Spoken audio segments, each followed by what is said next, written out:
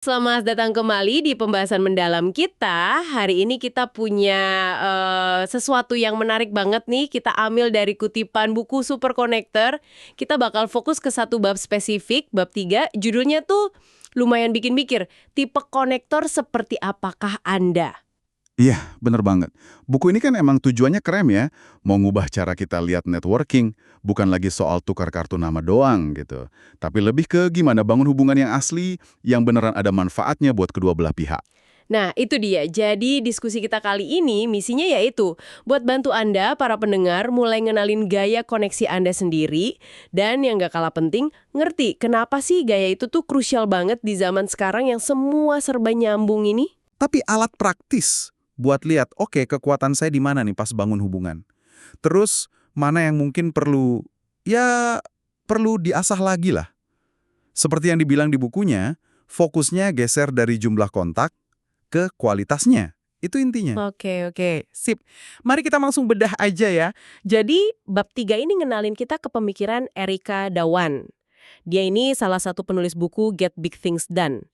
Yang menarik, dia ngerasa kalau penggolongan introvert, extrovert aja tuh kayaknya kurang cukup gitu buat jelasin gimana orang beneran terhubung.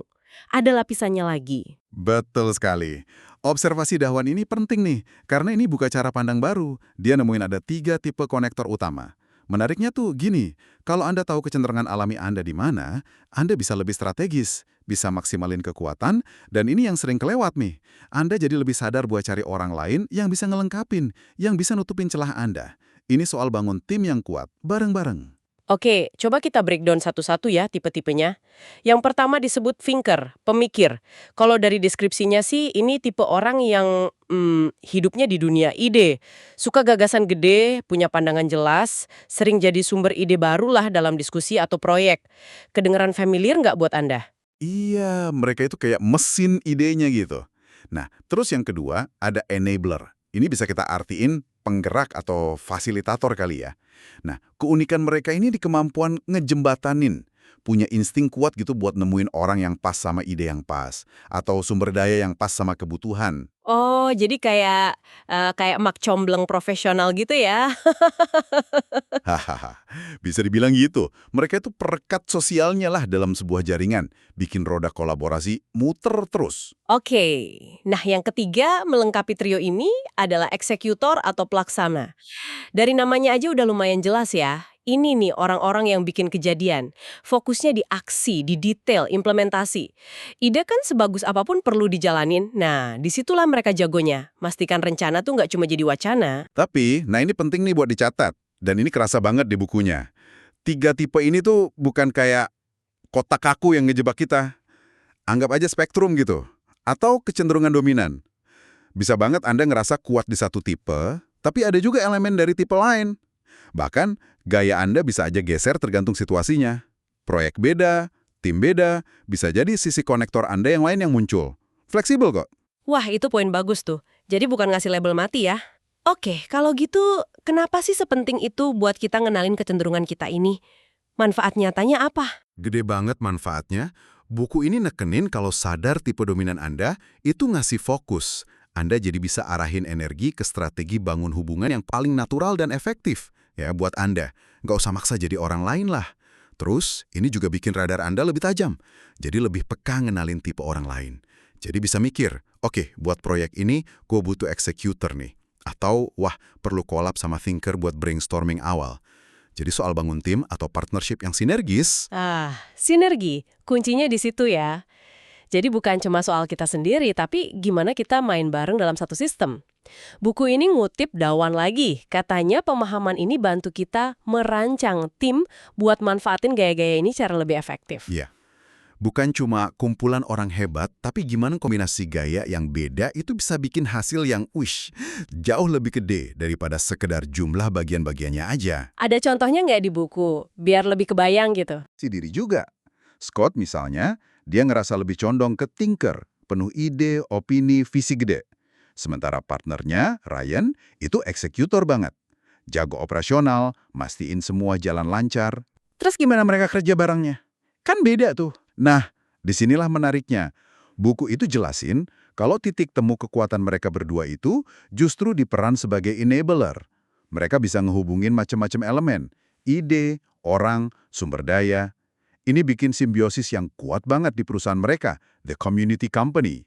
Jadi ada thinker yang bawa visi, ada eksekutor yang mastiin jalan, dan ada kemampuan bareng buat ngehubungin semuanya. Mereka sadar banget manfaatin beda gaya mereka buat sukses bareng.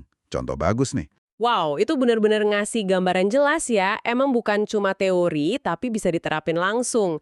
Dan kalau ditarik lagi nih, pengenalan tipe konektor ini, kayaknya nyambung banget ya sama kesadaran diri atau self-awareness yang dibahas juga kan di bagian lain buku ini. Tepat sekali.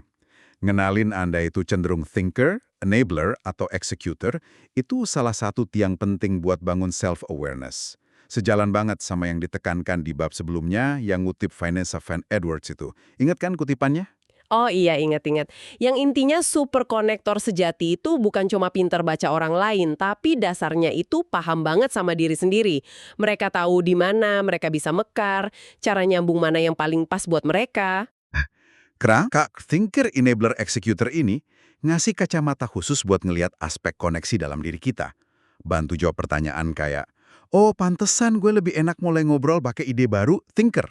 Atau, kenapa ya gue paling semangat pas ngehubungin dua orang, Enabler.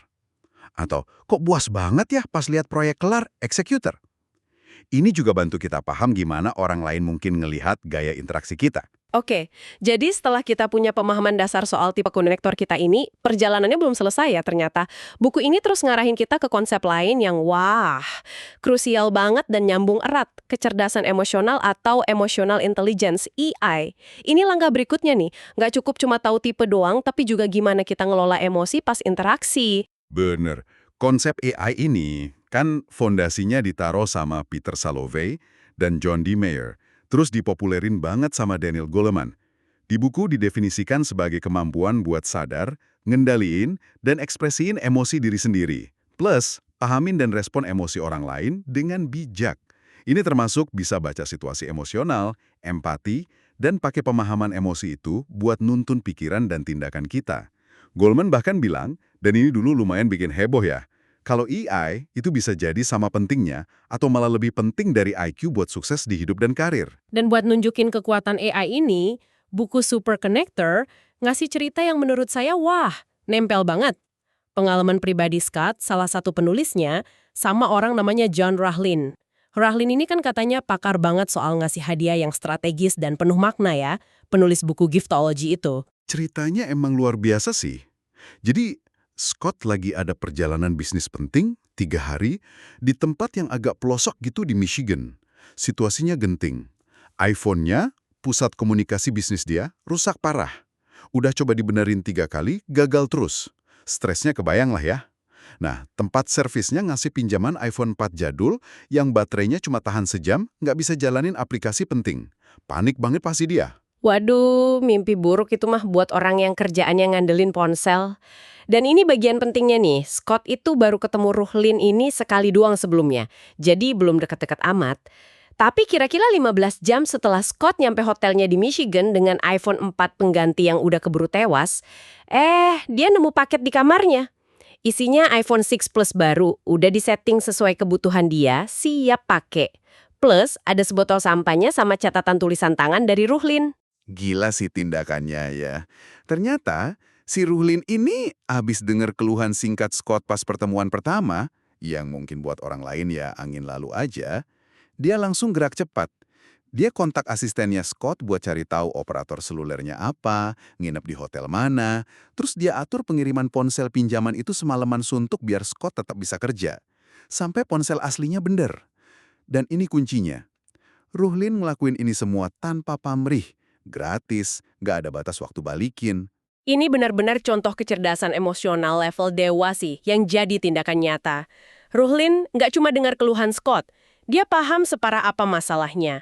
Titik sakitnya saat itu yaitu resiko keputus dari jaringan pentingnya. Dan lebih dari itu, dia bertindak. Caranya bijaksana banget, proaktif, murah hati, pas banget lah. Nggak heran Scott sampai bilang, gue nggak bakal pernah lupa ini.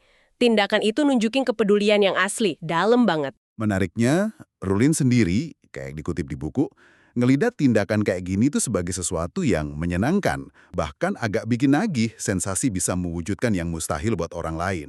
Tapi akarnya ya itu tadi, kemampuan luar biasa buat baca situasi emosi orang, empati sama kebutuhan mereka, bahkan yang nggak diucapin, dan respons dengan cara yang paling kena buat mereka.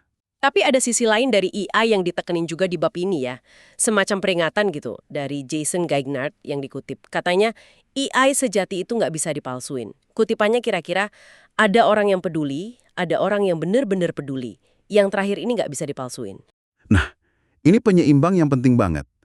Nggak bisa kita cuma acting empati atau pura-pura peduli. Orang tuh punya radar lah buat ngerasain mana yang tulus, mana yang enggak. Jadi, AI yang beneran ngefek, kayak cerita Ruhlin tadi, harus akarnya dari kepedulian yang asli.